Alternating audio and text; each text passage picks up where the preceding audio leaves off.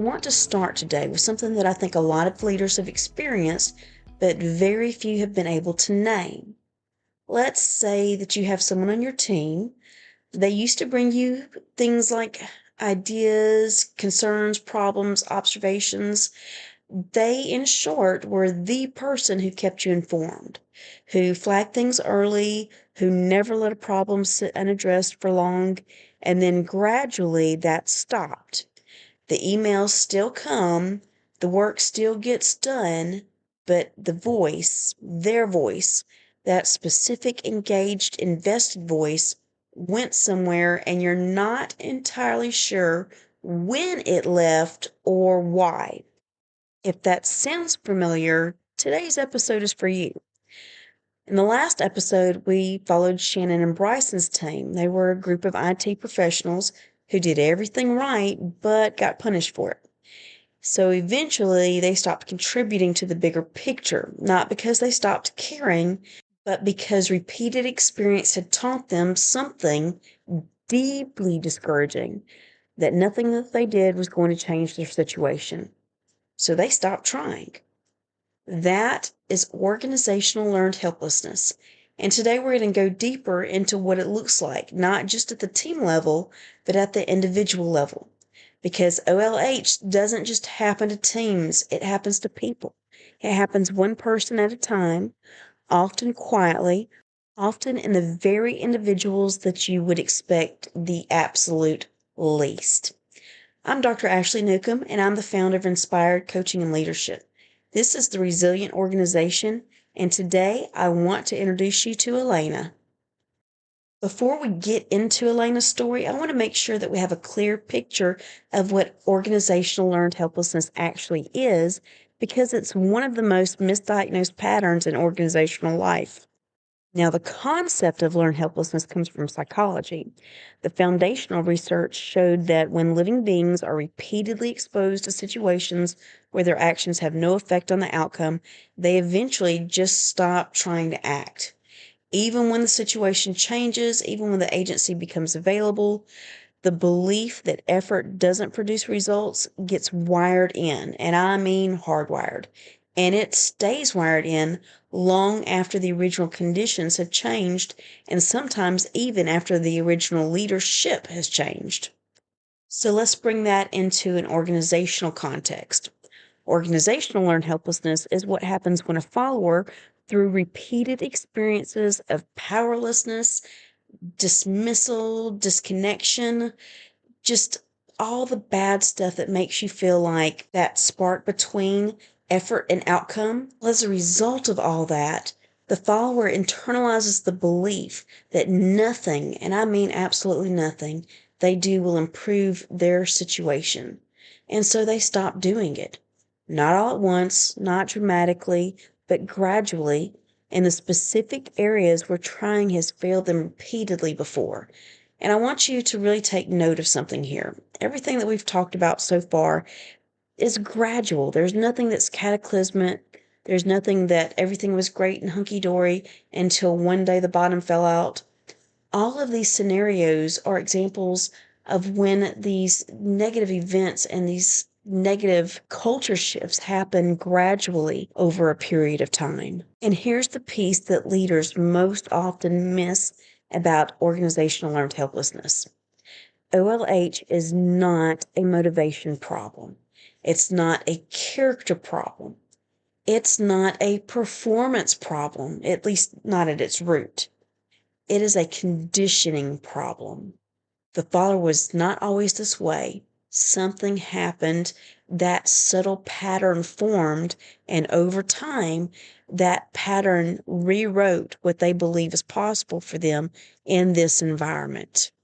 Stop for a moment and really think about what this internal experience sounds like. Nothing I do makes a difference here. I've tried this before and it didn't go anywhere. So what's the point? Why would this time be any different than the other times that I've tried? So if you reflect on those statements, those are not the thoughts of a lazy or disengaged person. They are the logical conclusions of someone who has been taught through direct, repeated, personal experience that the system is not responsive to their effort. This is not water cooler talk. This is not rumor mill. This is something happened to them that was a deeply personal and individualized experience that frankly just wore them down over time. They aren't stuck because they lack talent or passion. They're paralyzed because they no longer believe that they hold the power to change their own story. And I want to distinguish OLH clearly from something that we're going to talk about in our next episode, which will be organizational Cinderella syndrome. Because these two patterns can look similar from the outside, but they are fundamentally different on the inside. With OLH, the follower loses hope. They give up, they stop extending effort because they genuinely believe it won't produce results. Their trying stops. With organizational Cinderella syndrome, which we will discuss in more depth in the next episode, something different happens. The follower in organizational Cinderella syndrome doesn't lose hope exactly, they transfer it. They begin to believe that their situation will improve only when someone else makes it happen for them. They wait, they depend, they look to leadership to rescue them rather than taking autonomous action themselves. Both patterns are extremely costly to an employer and to a leader. Both erode organizational resilience, but they require different responses from leadership. And today we're squarely focusing inside of OLH territory. So I promised you the story of Elena, and that's what we're going to dive into next. Elena was a mid-level manager with genuine ability. She had a strong track record, and her talents were just off the chart. She was thoughtful, she was detail-oriented, and in her first year of the organization, she was exactly the kind of person that you would want on your team. She raised concerns early, she proposed improvements, she flagged inefficiencies, and she offered concrete ideas for addressing them. She wasn't the type of follower that just wanted to stir up trouble. She was the type of follower that had a plan, or at least a suggestion for a plan on a solution for the problem. And for a while, she was, well, to be blunt about it, she was the shiny object, so her leadership listened to her. They knew her resume, they knew where she came from, they knew the experience that she brought, and they expected this type of innovative thought from her. Now, let me stick a side note interjection in here that the hiring authority for her organization and the leader that she was assigned to, who was really more of a manager than an actual leader, there was a disconnect with how they saw Elena. So the hiring authority had great hopes for her, which of course, I mean, why would you hire somebody that you were like, this is going to be mediocre at best? But the leader, her person that she was assigned to for her direct supervision, they were not impressed with pretty much anything about her. But initially, she did feel heard. She felt heard by not only senior management, but by her direct supervisor. Her direct supervisor would listen and nod and say things like, "Oh, that's a great point. Let me think about how we can move on that." And Elena would leave those conversations feeling like her contribution mattered. But the follow-through didn't come, not reliably. For whatever reason, her immediate supervisor did not pass her ideas up the chain of command, and initiatives that she proposed would either get absorbed into broader conversations that quietly disappeared, or just flat out ignored. Problems that she flagged and discussed with her supervisor would persist for months without any visible action. Directions would shift, sometimes dramatically, without any explanation at all. Elena actually told me about one situation where she was assigned a piece of work to do, and while she was working on it, they actually came up to her, her supervisor, told her that they needed her to work on a user manual for another project. And when she completed the manual, she followed back on the original project only to find out that that project had been discontinued, but no one told her why or when or even how it was discontinued. And when she would follow up on something that she had raised previously, the response was always warm but very vague.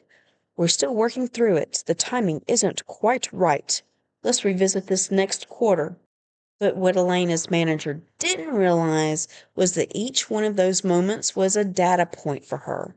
And Elena, like all of us, was collecting data.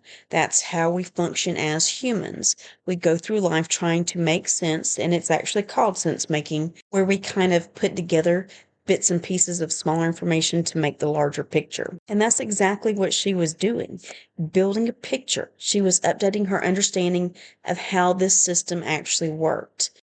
And the picture she was building looked a little something like this.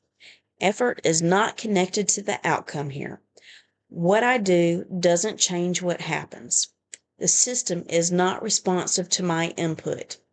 What my organizational leaders told me that they valued and what they actually acted like they valued were two entirely different things. So she adjusted gradually, rationally. She stopped raising concerns that she didn't believe would be acted on. She stopped proposing improvements that would require leadership follow through, and she learned that she couldn't count on that follow through. She stopped volunteering for initiatives that might ask her to invest energy that experience had taught her was not valued by this organization. She was still productive and she met expectations.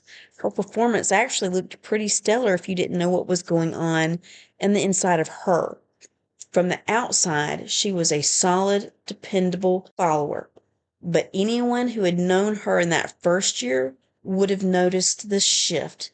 Her ideas had dried up, her questions had stopped, the voluntary investment, the going above and beyond, had quietly, deliberately disappeared. Elena hadn't given up on her career, she had given up on this particular organization's ability to respond to her. And here's what I want you to hear the most clearly here. When I spoke to Elena about that period, she said something that I've thought about many times since. She said, I didn't stop trying because I stopped caring. I stopped trying because every time I tried, nothing changed. And after a while, trying started to feel less like initiative and more like embarrassment. That last word, embarrassment. Focus on that for a moment. Because in an environment where effort consistently produces nothing, extending effort starts to feel naive. It starts to feel like you're the only one who hasn't figured out how things really work here. And once a follower reaches that conclusion, once trying starts to feel foolish rather than hopeful, the belief has been written, and it's very hard to rewrite.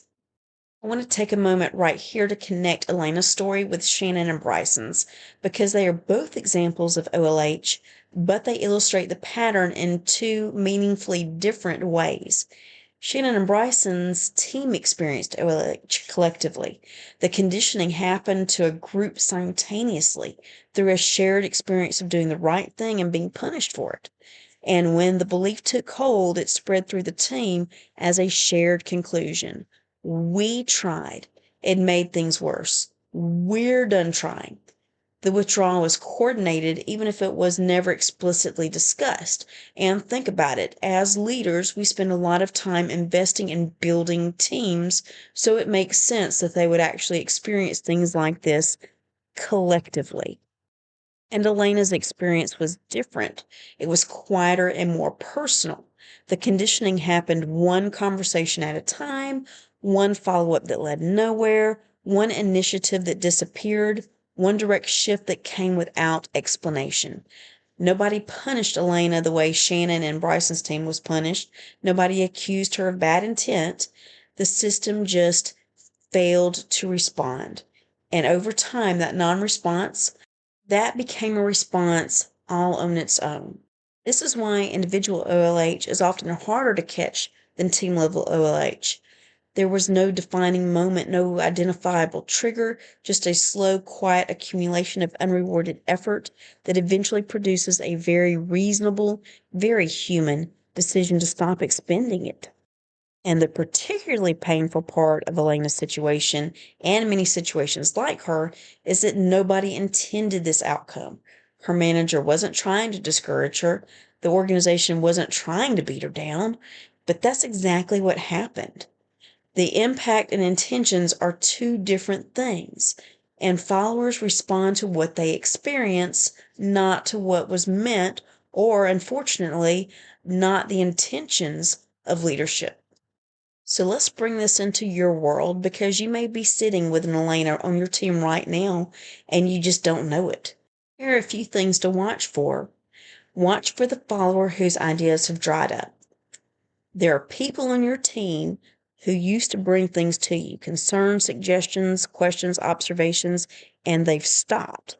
Before you conclude that they've run out of things to say, especially if you're running an organization in the South where we always have an abundance of things to say, ask yourself this honestly. When was the last time that they said something to you or brought something to you that actually changed something? Because if the honest answer is that it's been a while, or even worse, it's that you're not sure, that's worth sitting with. Watch for the follower that stopped asking for growth. Elena stopped asking for new challenges, not because she had lost her ambition, but because she had recalibrated her expectations based on what the environment had shown her was possible. When someone who used to push for development quietly stops, that silence is not contentment, it's conclusion. It's the end of the story. Watch for the follower who complies without contributing. They're doing what's asked, they're hitting the marks, but that discretionary effort, that above and beyond, the proactive ownership, the voluntary investment, that's gone. And because they're still technically performing, it's easy to miss. But there's a profound difference between a follower who is present and a follower who is invested. And that difference matters enormously the moment you actually need them, especially the moment that's going to challenge the very fabric of your organizational resilience. And here's a harder one. Watch for the ways that your own leadership patterns may have contributed to what you're seeing. When you ask for input and don't act on it without explanation, you're teaching your followers that their input doesn't matter. When you change direction without bringing your team along on the reasoning, you're teaching them that their investment is precarious. When you're consistently failing to close the loop on things that have been raised, you're teaching them that raising things is effort with no return. None of these behaviors are malicious. Some of them can even be well-intentioned, but the lessons that they teach are real, and your followers are learning them whether you're aware of it or not. The good news, and there really is genuinely good news here, is that OLH is not permanent, or at least it doesn't have to be. It was built by experience, and it can be rebuilt or reprogrammed by experience. But it's going to take a lot of effort and a lot of patience on the part of a leader to fix what's been broken by OLH. When the followers begin to see that their efforts matter, that their voice produces results, and that the environment is responsive and trustworthy, something starts to come back. But like I said, it's going to need patience. It's because it's going to come back slowly and carefully. But don't lose hope, because it can come back. When people see that their efforts matter and that change is possible, hope returns, and with it, that creativity, that ownership, and that momentum that's going to be so instrumental in building and securing your resilience. I do want you to keep in mind that these are starting points, not solutions. OLH that has been building for months, or unfortunately even years, requires sustained, intentional efforts to reverse. But if Elena's story resonated with you, here are 3 places that you can begin rebuilding today. First, close the loop on something that was left open. Think about the last time a follower brought you a concern, a suggestion, or an idea, and you didn't follow through. Go back to that. Now, you don't have to explain yourself or to over-apologize, but to close that loop honestly. You hired adults to man your workforce, so it's time to have adult conversations. You can tell them, here's what happened with what you raised. Here's why it did or did not move forward. Here's what I can tell you now. That one act, the act of returning to something that was left hanging, communicates something that 100 motivational messages cannot, that you were actually listening and that their voice left a mark. For whatever reason, it wasn't a good time, it wasn't a good space, it wasn't a good fit, whatever the rationale that you had for not following through, but you still need to let them know that, hey, you were heard, but there was a leadership decision that took us in a different direction at that moment in time. Second, when you change direction, bring your team along on the why. One of the quietest contributions to LH is unpredictability. It's when followers invest in a direction that shifts without any explanation. When that happens, they learn that their investment is precarious. You don't have to share everything with them, and you certainly don't have to provide them with any confidential information. But when something changes, say so. Here's what shifted. Here's why we're moving differently. That transparency is not weakness.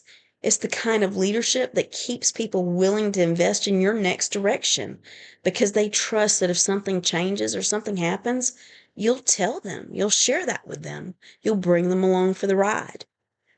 Third, create one low stakes opportunity for a follower to own a real outcome.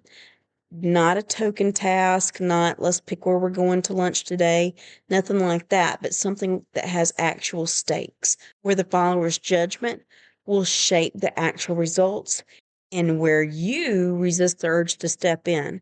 And believe me, as a leader, I know that that's a hard thing for us. Then you need to acknowledge the outcome specifically, regardless of how it goes. What you're doing is creating a new data point, a direct personal experience that says your effort, this produced something here in this environment with this leader. And that one small trustworthy data point is where the rewriting begins.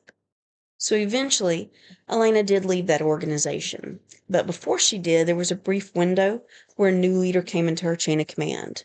Somebody who followed through, who came back to things that had been raised, who changed direction and sat down with Elena specifically to explain why the direction had been changed.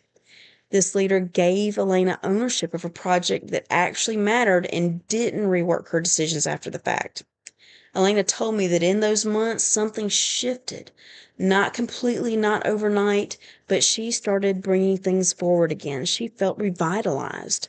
She was tentative at first, but then she started gaining confidence that she actually did have a voice, and she felt some of her agency return.